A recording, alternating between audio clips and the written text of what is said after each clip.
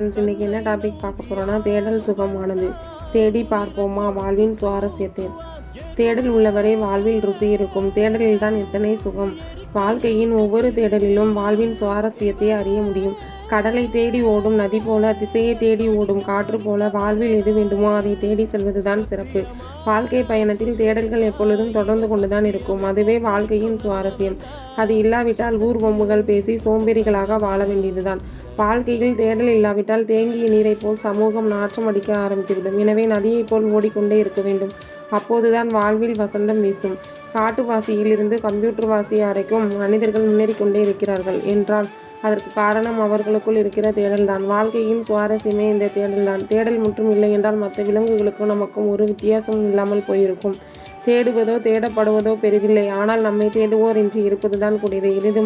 இருப்பினும் வாழ்க்கையை அர்த்தமுள்ளதாக்க தேடலை விட்டுவிடாமல் தொடர்ந்து தேடிக்கொண்டிருப்பதுதான் வாழ்வின் சுவாரஸ்யம். ஒவ்வொரு தோல்வியும் ஒரு அனுபவம்தான்.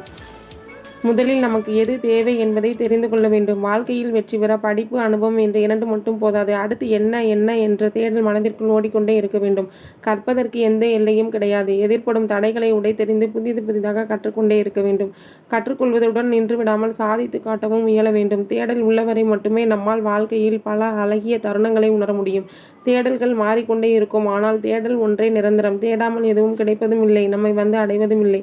வாழ்க்கையில் ஏதாவது ஒன்றை தேடிக்கொண்டேதான் இருப்போம். அறிவை தேடுவோம், வேலையை தேடுவோம், பணத்தை தேடுவோம், பொன்னையும் பொருளையும் தேடுவோம், மண்ணை தேடுவோம். தேடலில் தோல்வி உண்டானால் இறைவனை தேடுவோம். ஆக மொத்தம் வாழ்வில் ஏதாவது ஒன்றை நம் மனம் தேடிக்கொண்டேதான் இருக்கும். அது மனித இயல்பு. யோகிகளும் ஞானிகளும் தேடுதல் நிறைந்துதான் வாழ்க்கை என்று கூறுகிறார்கள். அதனை அப்படித்தான் அணுக வேண்டும் என்றும் கூறுகிறார்கள். அப்போதுதான் வாழ்வில் ஒரு விதமான ஆர்வமும் பிடிப்பும் உண்டாகும். வாழ்கின்ற வாழ்க்கைக்கு ஒரு அர்த்தம் கிடைக்கும். வாழ்க்கை சலிப்பு தட்டாது. தேடித்தான் பார்ப்போமே.